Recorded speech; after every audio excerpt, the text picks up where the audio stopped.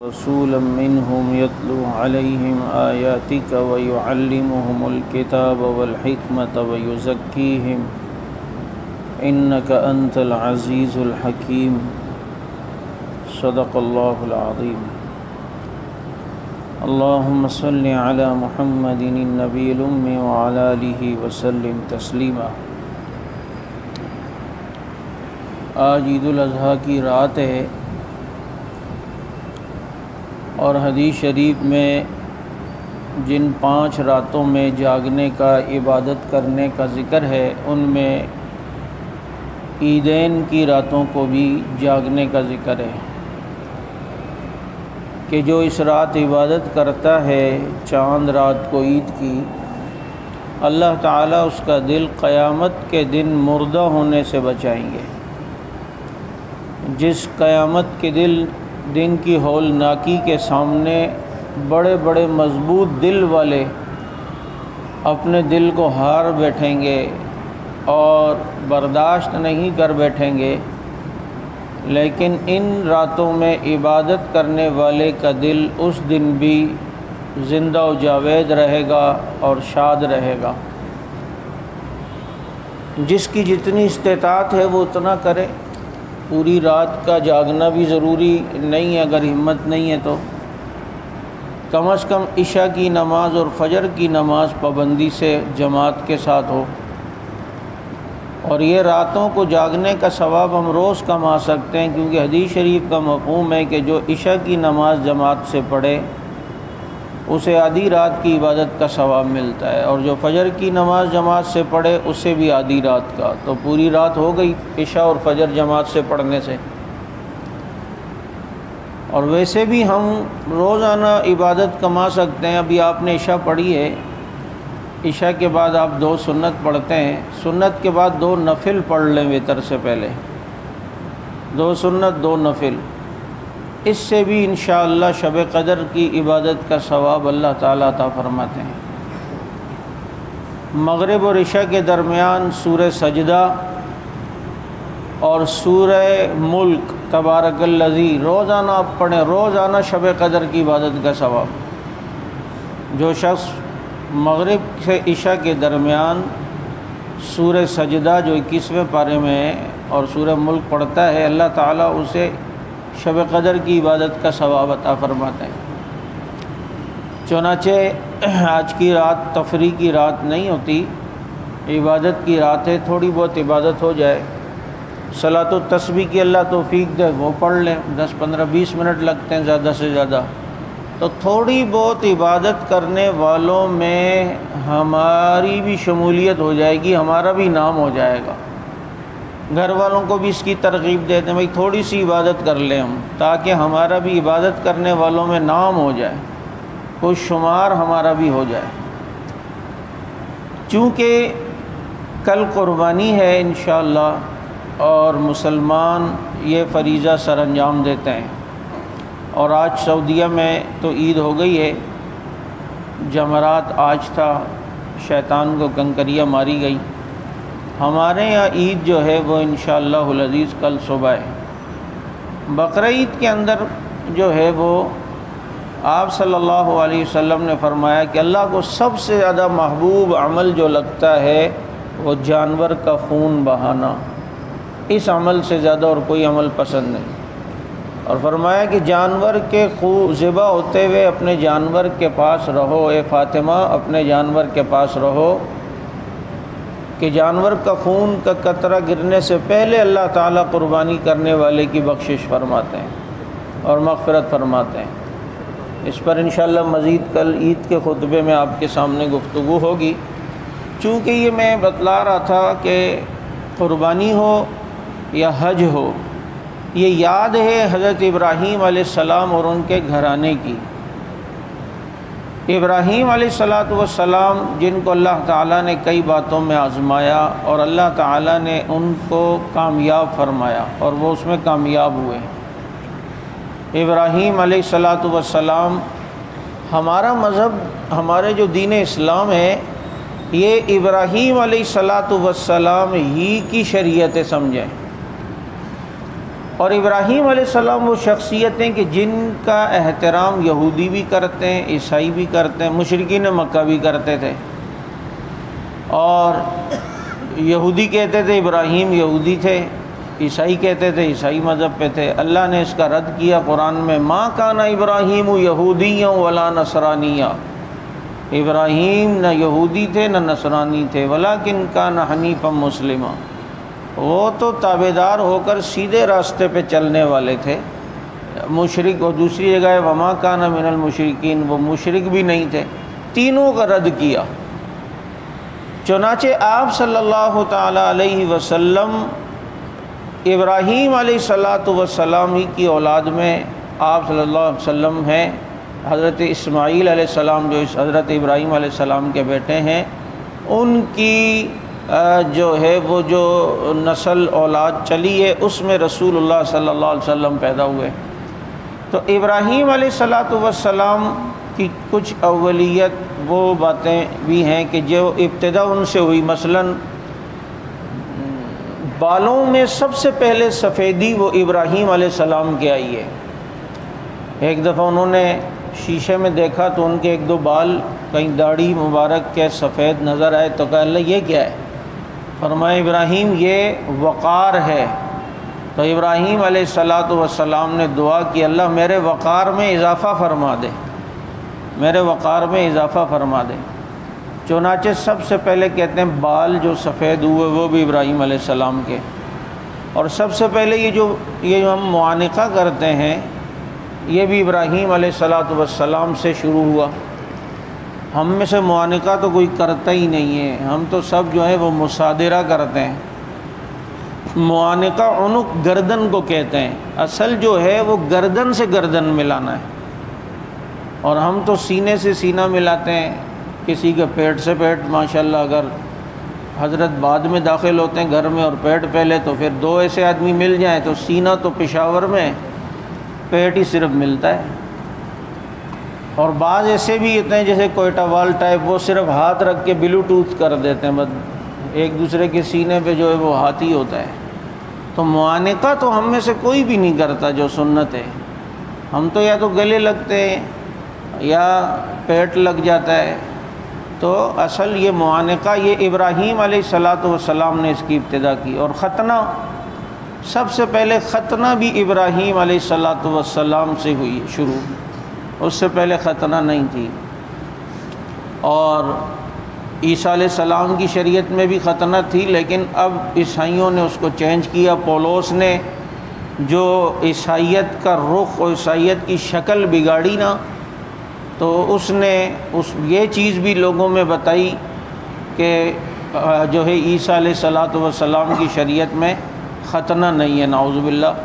پولوس جس کا میں نے ایک دفعہ آپ کے سامنے ذکر کیا تھا۔ چنانچہ ابراہیم علیہ السلام کے بارے میں آتا ہے بڑے مہمان نواز تھے، کبھی بھی کسی کو ساتھ شریک کیے بغیر کھانا نہیں کھاتے تھے۔ اور ابراہیم علیہ السلام ہی سے بتوں کو توڑنے کی ابتدا بھی ہوئی۔ بتوں کو جو سب سے پہلے کسی نبی نے توڑا ہے تو وہ بھی سیدنا ابراہیم علیہ السلام۔ اور ابراہیم علیہ السلام ہی اللہ کے وہ پیغمبر اور وہ نبی گزرے ہیں کہ جن کی اولاد میں اللہ تعالیٰ نے ہزاروں نبیوں کو پیدا فرمایا۔ ابراہیم علیہ السلام کے دو بیٹے حضرت اسحاق علیہ السلام، حضرت اسماعیل علیہ السلام۔ اسحاق علیہ السلام کی اولاد میں تو ہزاروں نبی پیدا ہوئے، لیکن اسماعیل علیہ السلام کی اولاد میں صرف امام الانبیاء پیدا ہوئے ہیں۔ حضرت ابراہیم علیہ السلام کے بے شمار واقعات جو ہیں وہ کتابوں میں ملتے ہیں۔ ان کا یہ مشہور واقعہ جو انشاءاللہ کل عید میں آپ کے سامنے بیان ہوگا، جو اپنے بیٹے کی قربانی کے لیے چلے ہیں اور ذبح کرنے کے لیے گئے۔ ابراہیم علیہ السلام ہاتھ میں چھری لے کے جاتے ہیں اور بیٹے کو منہ کے بل لٹاتے ہیں تاکہ چھری چلاتے ہوئے چہرے پہ نظر نہ پڑے اور اللہ کا حکم ماننے میں دیر نہ ہو جائے۔ کتنی بڑی آزمائش ہے، کتنا بڑا امتحان ہے۔ اور شاید میں نے آپ سے پہلے ایک دفعہ سوال کیا تھا یا نہیں ہے، کہیں اور کیا ہے، کہ ایک سوال یہ کسی سے کیا کریں کہ ابراہیم علیہ السلام کو پتہ تھا کہ حضرت اسماعیل علیہ السلام بچ جائیں گے، جب میں چھری چلانے لگوں گا تو میرا بیٹا بچ جائے گا، یہ پتہ تھا؟ پتہ تھا تو امتحان نہیں ہے، پھر تو ہر ایک اپنے بچے کی گردن پہ چھری چلانے کے لیے تیار ہے۔ اب پتہ نہیں ہے، اب پتہ ہو بچہ افغانستان جائے گا تو صحیح سلامت آئے گا تو ہر ایک مونچھوں کو تاؤ دے کے چوک پہ بیٹھے گا، غازی کا بیٹا ہوں۔ پتہ نہیں ہے نا، جبھی تو سپاہی صحابہ میں اپنے بچوں کو ہم داخل نہیں کراتے، یار کوئی ڈیڑھی ہتکڑی، کوئی بیڑی، کوئی جیل یہ نہ آ جائے۔ پتہ ہو کہ نہیں بابا یہ چکروں میں پڑے گا ہی نہیں، یہ کبھی ہوگا ہی نہیں، ہر ایک جو ہے وہ بھرتی کرائے گا، جاؤ بھائی صحابہ کے لیے جانے دے دو اور اپنے جانے قربانے کر دو۔ پتہ نہیں ہے جبھی تو امتحان ہے۔ تو جو لوگ یہ عقیدہ رکھتے ہیں کہ انبیاء علیہم السلام ساری چیزوں کا علم رکھتے ہیں، اللہ نے انہیں جمیع ما کان و ما یکون کا علم پیدائش کے وقت ہی دے دیا ہے، تو پھر یہ ادھر سوال یہ ہے کہ یہ پھر امتحان نہیں ہوگا، کم از کم یہ کوئی پاکستان کا پرچہ نہیں ہے جو پہلے سے جو ہے وہ بورڈ کا پرچہ آؤٹ ہو جائے اور بلیک کے اندر امتحان دیے جائے اور پہلے سے پتہ چل جائے کیا کیا کل سوال آئیں گے۔ یہ والا پرچہ نہیں، اللہ کا امتحان جو ہوتا ہے وہ بڑا سخت ہوا کرتا ہے۔ اللہ ہمیں اپنے امتحانات سے محفوظ فرمائے۔ ابراہیم علیہ السلام کے بیٹے یہ بڑے ہوئے، اللہ تعالیٰ نے اسماعیل علیہ السلام کو بھی نبوت دی، پھر ان کی تشکیل کسی اور علاقے میں ہوئی، ابراہیم علیہ السلام کہیں اور ہیں۔ تو وہ مشہور واقعہ کہ ایک دن ابراہیم علیہ السلام نے اللہ سے کہا اللہ بیٹے کو دیکھنے کا دل کرتا ہے، مل لوں؟ کہا جاؤ اتنے ٹائم کے لیے جانا ہے اور پھر آ جانا ہے۔ ابراہیم علیہ السلام ان کے گاؤں میں جب گئے تو دیکھا، دروازے پہ دستک دی، بہو نکلی، کہا بیٹا میرا کہاں ہے اسماعیل؟ کہا ابا جان وہ تو بکریاں چرانے گئے ہوئے ہیں جنگل میں۔ کہا ہو مجھے پتہ ہوتا تو میں اس ٹائم آتا جب وہ ہوتے۔ کہا آپ بیٹھے آج یہاں کا نہیں، اللہ تعالیٰ کا بھائی اتنا ہی حکم ہے اتنی دیر کے لیے۔ گزر اوقات کیسا ہو رہا ہے؟ جی بڑا مشکل ہے، بڑی تکلیف ہے، بڑی تنگ دستی ہے، اور بڑی کبھی ایک ٹائم ملتا ہے کبھی کسی ٹائم ملتا ہی نہیں۔ وہ عورت نے جو ہے نا جو ناشکری کے کلمات کہنا شروع کیے تو ابراہیم علیہ السلام نے فرمایا بیٹا ہے سلام کہنا، اور ان کو کہنا کہ ابا جان آئے تھے سلام کہہ رہے تھے اور کہہ رہے تھے گھر کی چوکھٹ بدل دو۔ شام کو اسماعیل علیہ السلام آئے، پتہ چلا جی والد صاحب آئے تھے۔ اتنا افسوس کیا کہ مجھے پتہ ہوتا کہ آج والد صاحب آ رہے ہیں تو میں جاتا ہی نہیں۔ لا یعلم من فی السماوات والارض الغیب الا اللہ، علم غیب جاننے والی ذات صرف کون ہے؟ اللہ کی ذات ہے۔ ادھر والد کو نہیں پتہ کہ میں وہاں جاؤں گا بیٹا نہیں ملے گا، اور بیٹے کو جنگل میں نہیں پتہ کہ گھر پہ والد آئیں کہ میں وہ چھوڑ کے ادھر چلا جاؤں۔ کیا کہہ کے گئے؟ جی یہ کہہ کے گئے۔ تو سمجھ گئے کہ اس نے ناشکری کی، اور والد یہ کہہ کے گئے کہ بیوی کو طلاق دے دو، طلاق دے دی۔ پھر کچھ عرصے بعد دوبارہ دیکھیں جو ناشکری ہو، جس عورت نے آخرت میں نبی کی بیوی نہیں بننا اور وہ اس قابل نہیں ہے کہ وہ آخرت میں بھی نبی کی بیوی بن کے رہے، تو اللہ نے انہیں دنیا میں ہی نبیوں سے طلاقیں دلوائی ہیں۔ ایسا ہی ہے، حضرت لوط علیہ السلام کی بیوی پیچھے رہ گئیں، قرآن کریم میں ہے۔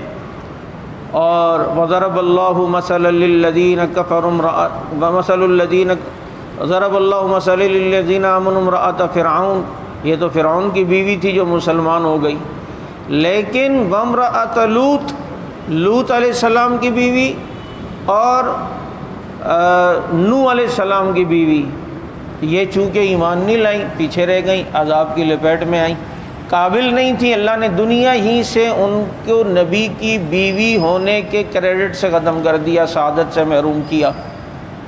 جبکہ یہاں ہم دیکھتے ہیں رسول اللہ صلی اللہ علیہ وسلم کی جو بیویاں ہیں امہات المومنین ہیں جو ہیں یہ 11، یہ ایسی پکی بیویاں ہیں کہ دنیا میں بھی نبی کی بیوی اور آخرت میں بھی نبی کی بیوی، اور پھر اللہ نے نبی کو قرآن کریم میں فرمایا کہ آپ ان بیویوں کو اب طلاق بھی نہیں دے سکتے اور بیویاں بدل بھی نہیں سکتے کہ اب اور کسی کو بیوی بنائیں، یہ جتنی ہیں بس اب اتنی۔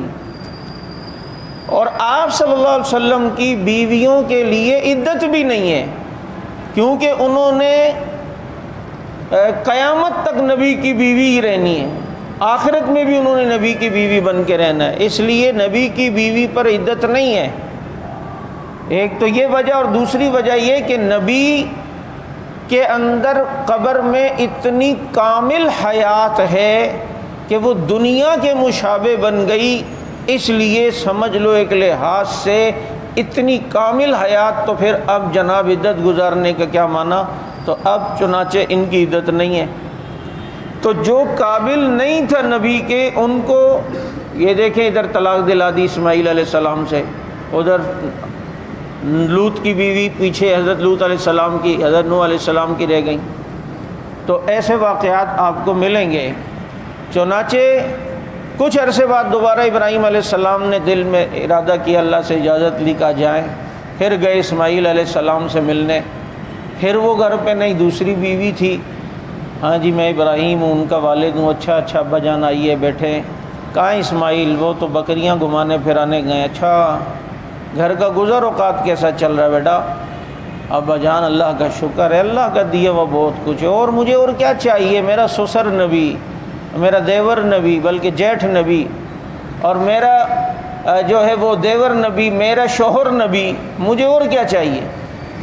انسان اگر اپنے ارد گرد میں جو ناشکریاں کرتے ہیں نا، ہماری ساری توجہ اس طرف ہوتی ہے جو نعمت ہمارے پاس نہیں ہے، لیکن جو ہزاروں نعمتیں اس طرف ہماری توجہ نہیں ہوتی، ہم ایک ہی ٹون کو لے کے بیٹھے ہوتے ہیں، ایک ہی بات کا رونا رہ کے، یہ نہیں دیکھتے یار اللہ کا شکر ہے مجھے اللہ نے اندھا نہیں کیا، گونگا نہیں کیا، بہرا نہیں کیا، یار شکر ہے فالج میں نہیں ہوں۔ کتنے لوگ کینسر میں، اللہ کا شکر ہے کینسر میں نہیں ہوں۔